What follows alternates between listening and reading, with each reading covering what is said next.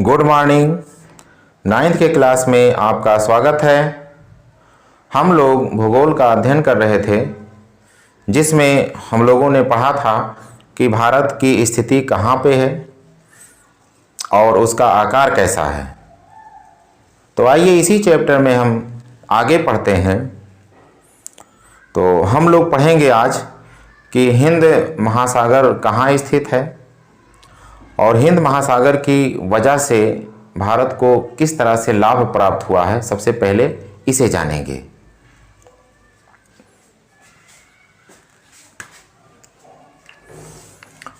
तो यहां देखिए, ये आपका हिंद महासागर है। ये आपका हिंद महासागर है। हिंद महासागर के ऊपर ये देखिए आप, ये प्रायद्वीपीय भारत आपको नजर आ रहा है। यानी हिंद महासागर के शीर्ष पर भारत स्थित है। भारत की तटीय सीमा जो है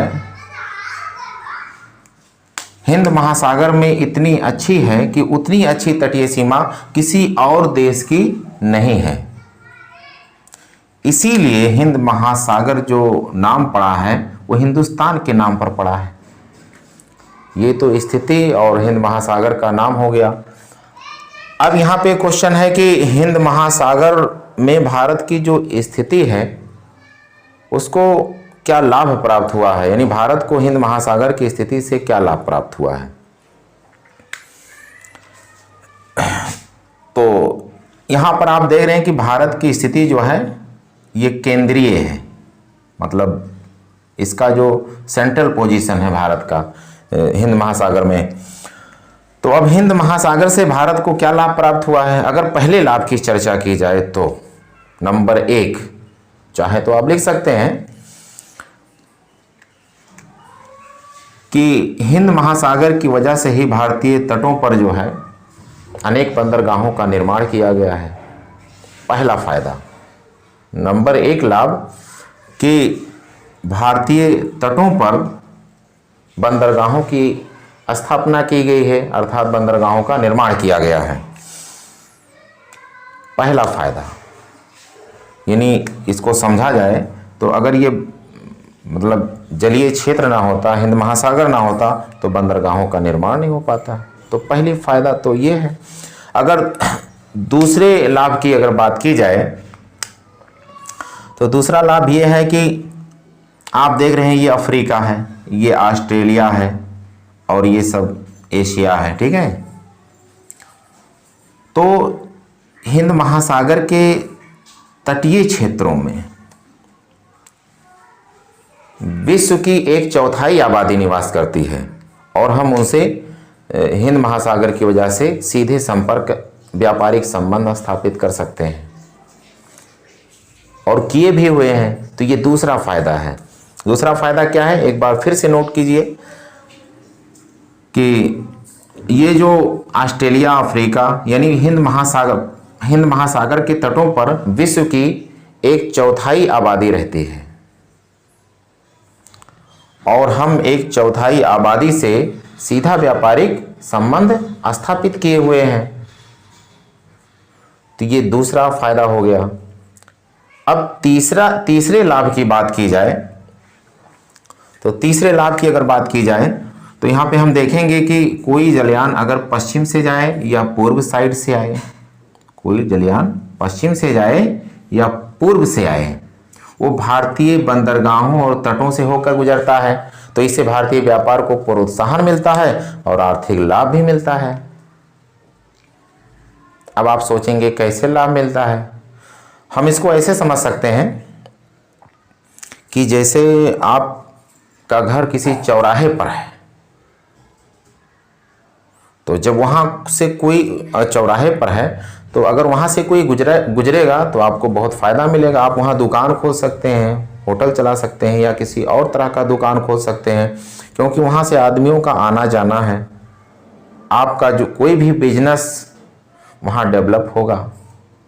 तो ऐसे यहाँ से जो है ये चौराहे का काम करता है, क्योंकि सभी जो जलयान है वो इसी रास्ते से होके आते जाते हैं। तो बंदरगाहों पे रुकते हैं, तो वहाँ जो है डीजल उनको यानी ईंधन अगर भरवाना हुआ तब भी जाते हैं। इसके अलावा जो है और भी चीज़ों की ज़रूरत होगी तो वहाँ पे जाएंगे। तो इससे क्या होता है कि कोई भी, तीसरा पॉइंट क्या था, कोई भी जलयान चाहे पश्चिम से जाए या पूर्व से जाए वो भारतीय बंदरगाहों और तटों से होके गुजरता है, तो उससे भारतीय व्यापार को देख करके प्रोत्साहन भी मिलता है और आर्थिक लाभ भी मिलता है। तो ये तीसरा फायदा हो गया। चौथे अगर लाभ की बात की जाए तो हिंद महासागर की वजह से भारत की जो सामरिक स्थिति है वो बड़ी ही मजबूत है। कैसे, आइए देखते हैं।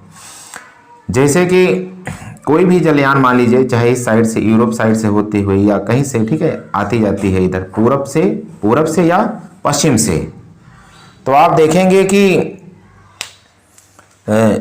इसी तटों से होके जाती है।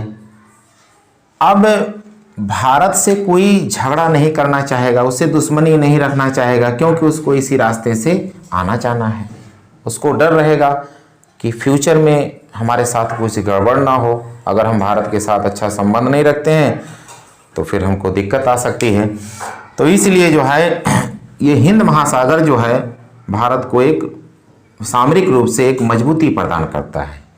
ये चौथा पॉइंट हो गया, यानी चौथा लाभ कि सभी। अब देखिए पांचवें लाभ की अगर बात की जाए तो इसमें आप देख सकते हैं कि हिंद महासागर और ये स्वेज नहर, यहाँ पे स्वेज नहर है, 1869 में इसका निर्माण किया गया है, कृत्रिम नहर है। तो हिंद महासागर और स्वेज नहर के बन जाने की वजह से हमारा जो संबंध है यूरोप के साथ में वो और अधिक मजबूत हुआ है। तो ये पांचवा लाभ हो गया आपको। इस तरह पांचवा लाभ आप लिख सकते हैं कि हिंद महासागर और स्वेज नहर के कारण यूरोप के साथ जो हमारा संबंध है वो और अधिक प्रगाढ़ यानी मजबूत हुआ है, और अधिक मजबूत हुआ है। अगर छठवें लाभ की बात की जाए, तो प्राचीन काल से ही मतलब वस्तुओं के साथ साथ विचारों का भी आदान प्रदान होता रहा है। जो भी देश हैं इसके आसपास, ठीक है, हिंद महासागर के आसपास, तो विचारों और वस्तुओं का भी आदान प्रदान होता रहा है। तो ये 6 जो है आप लाभ लिख सकते हैं।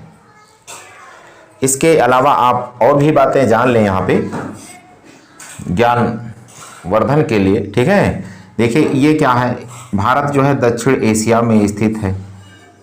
ये पश्चिम एशिया है, यानी एशिया को भी कई भागों में बांट सकते हैं। ये पश्चिम एशिया, ये दक्षिण एशिया, ये दक्षिण पूर्व एशिया और ये पूर्वी एशिया।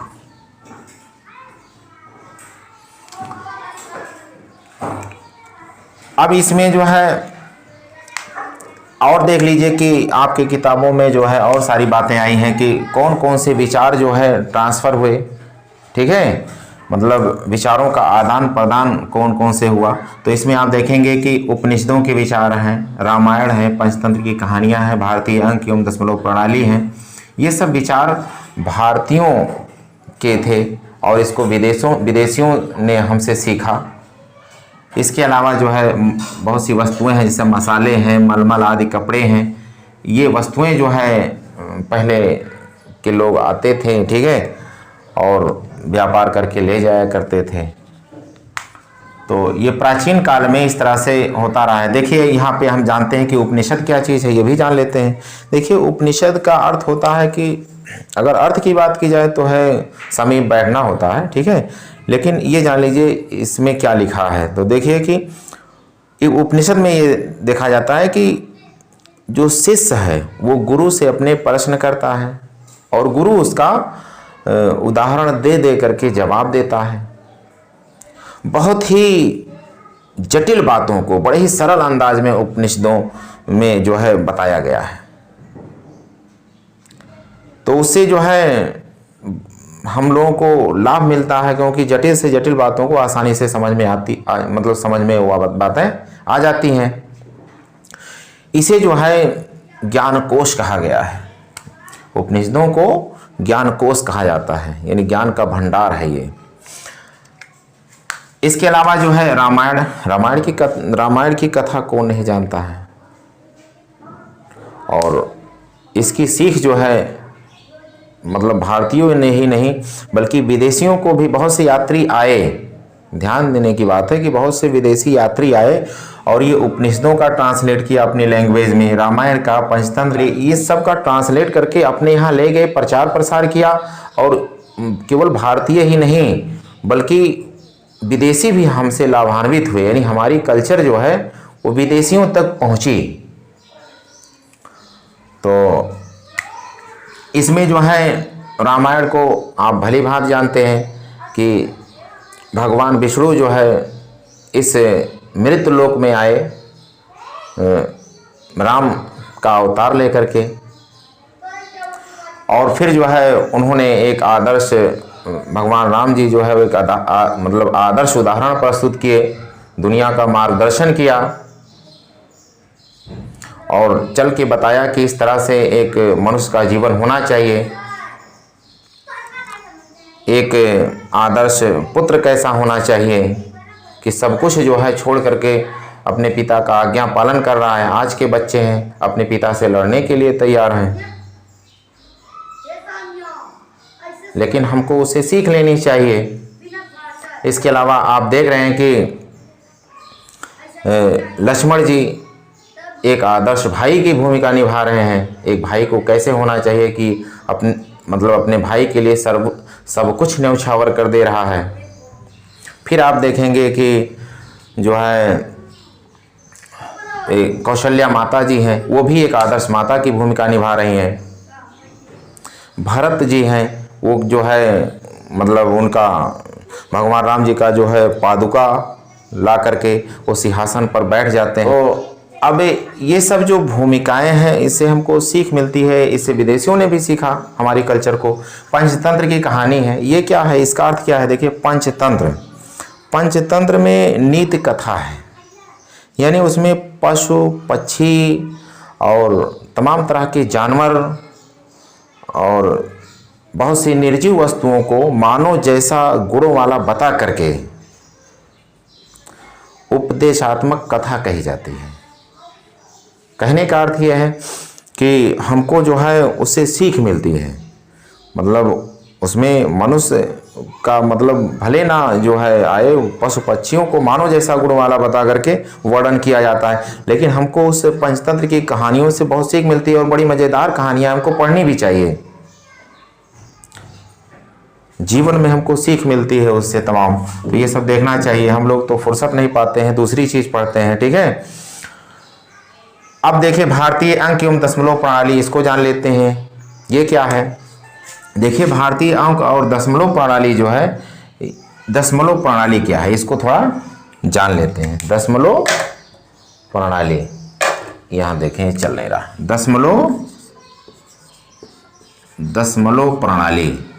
दशमलव प्रणाली का मतलब होता है, ठीक है, 10 अंकों वाली प्रणाली जो भारत में चलती है बहुत पहले से। जीरो, जैसे 0 हो गया, 1 हो गया, 2 हो गया, 3 हो गया, 4, 5, 6, 7, 8, 9, ये जो है 10 अंक है। तो इसका ज्ञान भी जो है विदेशियों ने हमसे सीखी। ये दशमलव प्रणाली इसको कहते हैं, यानी 10 अंकों का जो ज्ञान है वो हमसे दुनिया ने सीखी है।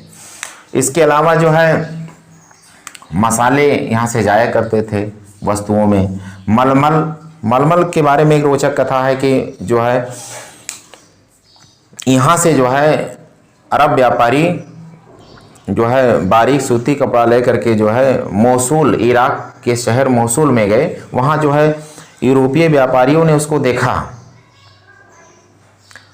तो वो जो है उसको वहाँ से मलमल कहने लगे। मोसूल से जो है मलमल शब्द की उत्पत्ति मोसूल से हुई है।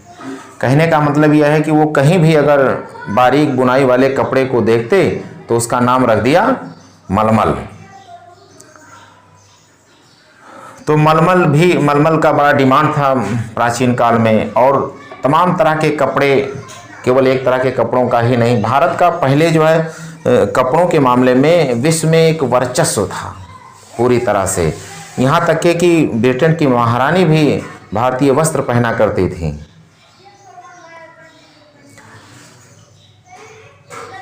इसके अलावा जो है, अच्छा ये तो हो गया कि मतलब हम लोगों से विदेशियों ने क्या क्या सीखा, क्या क्या पाया।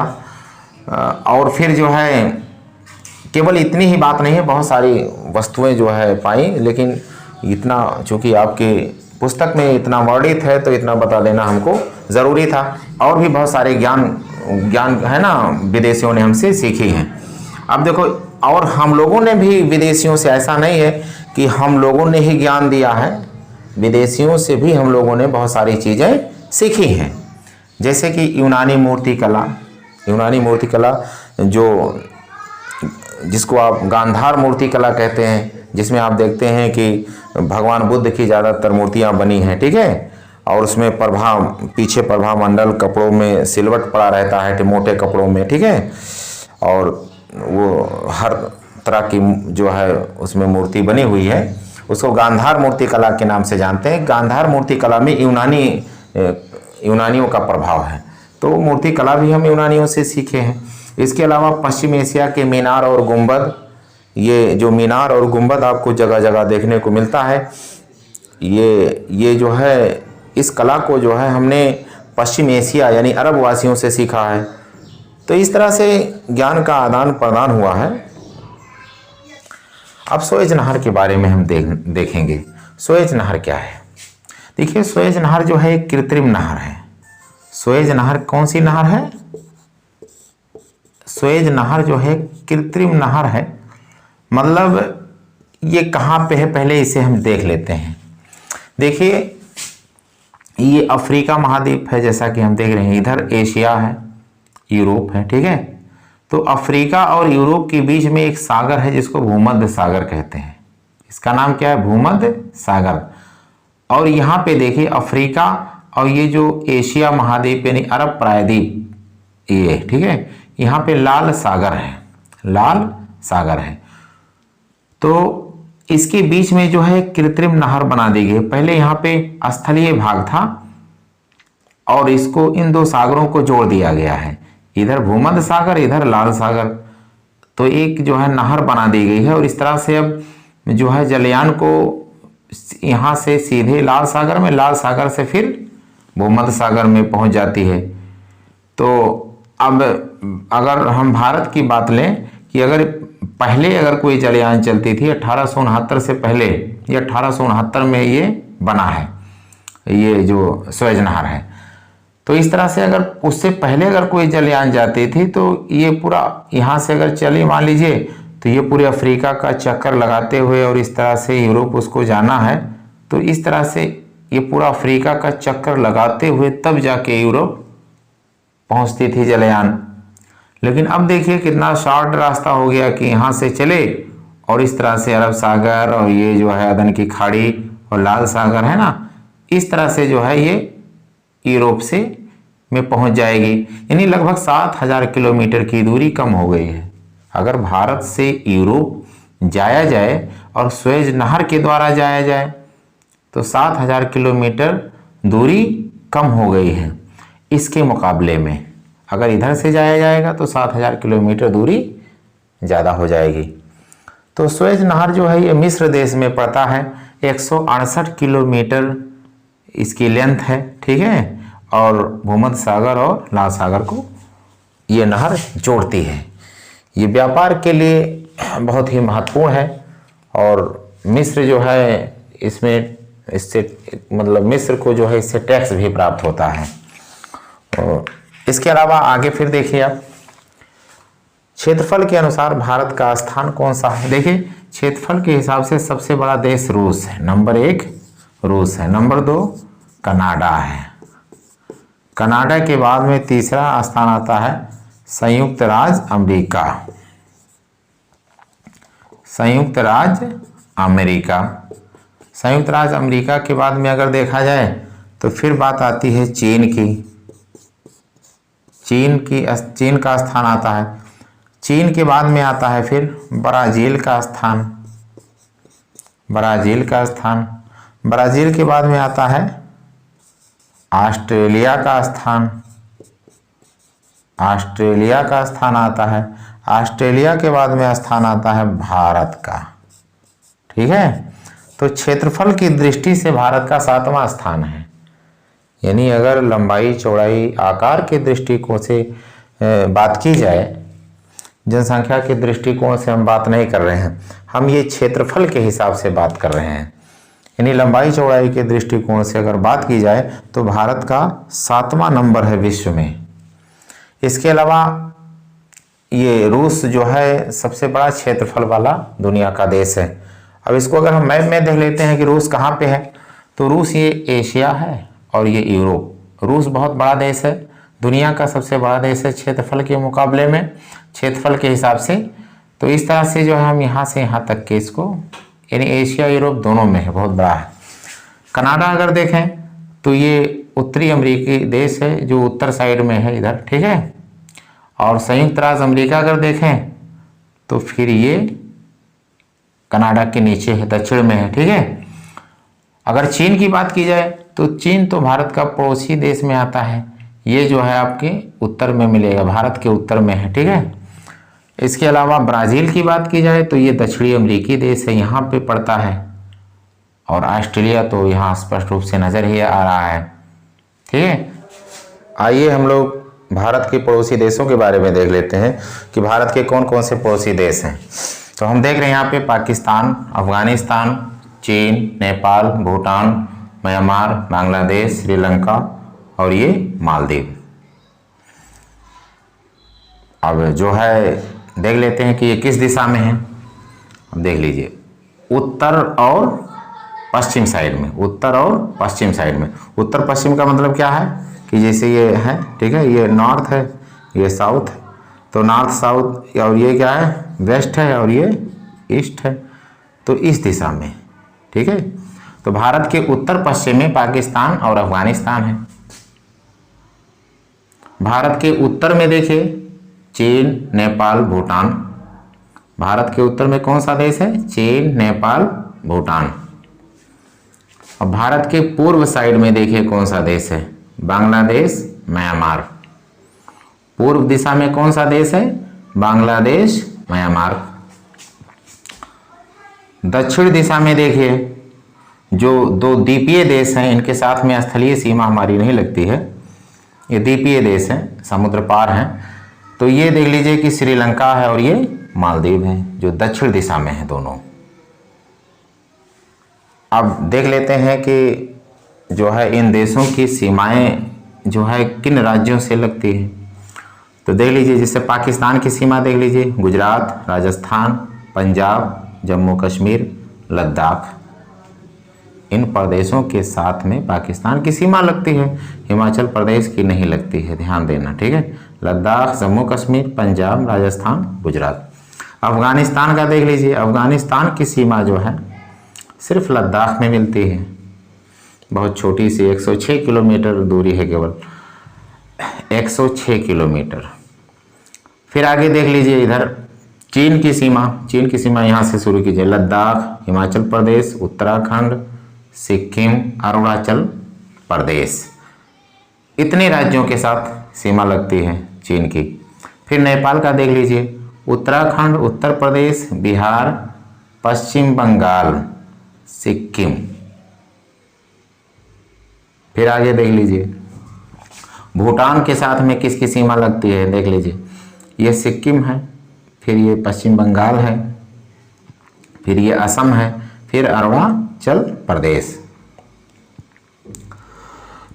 हम म्यांमार के साथ में देख लेते हैं, म्यांमार के साथ में, म्यांमार ये पूरा म्यांमार है, अरुणाचल प्रदेश, नागालैंड, मणिपुर, मिजोरम।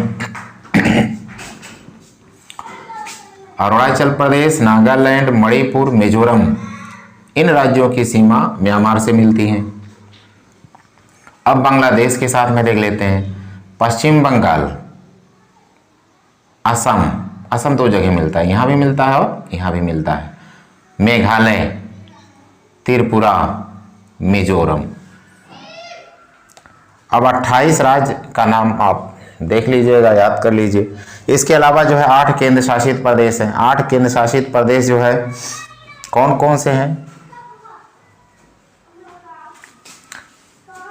यहाँ अगर देख लीजिए, एक है अंडमान निकोबार द्वीप समूह, यहाँ पे अगर देख लीजिए एक है, ये पता है जो है, इसको लक्षद्वीप कहते हैं, अंडमान निकोबार द्वीप समूह, लक्षद्वीप।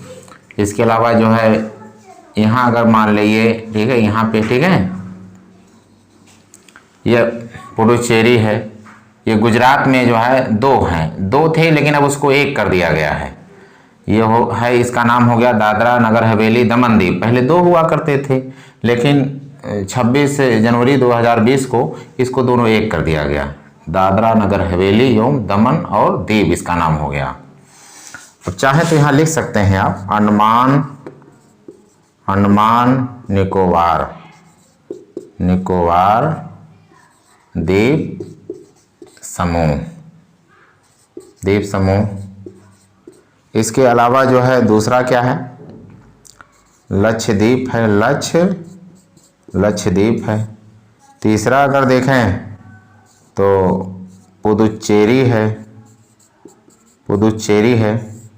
इसके अलावा जो है अगर आप देखें, चौथा देखना चाहते हैं तो चौथे का नाम क्या हमने बताया, दादरा नगर हवेली एवं दमन व दीव, दोनों 1 कर दिया गया है। इसके अलावा देख लीजिए, चंडीगढ़ तो पहले से ही है, चंडीगढ़ है। उसके बाद में दिल्ली है, दिल्ली जो है ये केंद्र शासित प्रदेश है। 7वां जो है जम्मू कश्मीर है। इसके अलावा जो है 8वां जो है ये लद्दाख है। ये भी 2019 में 5 अगस्त 2019 में बनाया गया है। इसके अलावा और देख लीजिए कि 1947 में भारत में 2 तरह के राज्य थे, एक को प्रांत कहा जाता था और दूसरे को रियासत कहा जाता था। तो प्रांत जो है जिसपे अंग्रेज सीधे शासन करते थे, और रियासत में क्या होता था कि इनडायरेक्ट रूप से शासन करते थे। किसी व्यक्ति को जो है राजा बने दिया रहा जाता था, और वो जो है अंग्रेजों की प्रभुसत्ता मान करके ही राज चलाता था, यानी उनके अंडर में, निगरानी में काम जो है राजा बना रहता था। पूरी तरह से स्वायत्तता उसको नहीं रहती थी। तो अंग्रेजों के ज़माने में 2 तरह के राज थे, एक प्रांत कहा जाता था, दूसरा रियासत। ठीक है। एक चीज़ और ध्यान देना आप लोग, यहाँ पे एक चीज़ कि यहाँ पे दे लीजिए पाक जल संधि है और ये मन्नार की खाड़ी है। भारत और श्रीलंका के बीच में पाक जल संधि है और मन्नार की खाड़ी है। पाक जल संधि, जल संधि का मतलब क्या होता है, ध्यान से सुनिए। जल संधि का मतलब है कि जैसे अगर कोई बड़ा जलाशय इस तरफ हो, एक बड़ा जलाशय इस तरफ हो, ये सब, ठीक है, ये सब जलाशय मान लीजिए, ठीक है, इधर जलाशय मान लीजिए, और कोई सकरा जलमार्ग हो जो दोनों को जोड़ रहा हो, तो इस सकरे जलमार्ग को जल संधि कहते हैं। सकरे जलमार्ग को क्या कहते हैं, जल संधि। तो ऐसे यहाँ पे देखिए ये बड़ा जलाशय है, फिर इधर जलाशय है, और इन जलाशयों को ये सकरा जो रास्ता है ये जोड़ रहा है। ठीक है, यहाँ पे पाक जल संधि यहाँ पे पड़ता है। ठीक है, तो इसको कहते हैं पाक। पाक चूंकि नाम है, एक व्यक्ति का नाम था रॉबर्ट पाक। एक व्यक्ति का नाम क्या था, रॉबर्ट पाक। एक व्यक्ति का, एक अंग्रेज था, उसी के नाम पे जो है इसका नाम रख दिया गया पाक जल संधि। तो ध्यान देना कि मन्नार की खाड़ी और पाक जल संधि कहाँ पे है, भारत और श्रीलंका के बीच में है। इस तरह से इस चैप्टर को हम यहीं समाप्त कर रहे हैं। जय हिंद, जय भारत।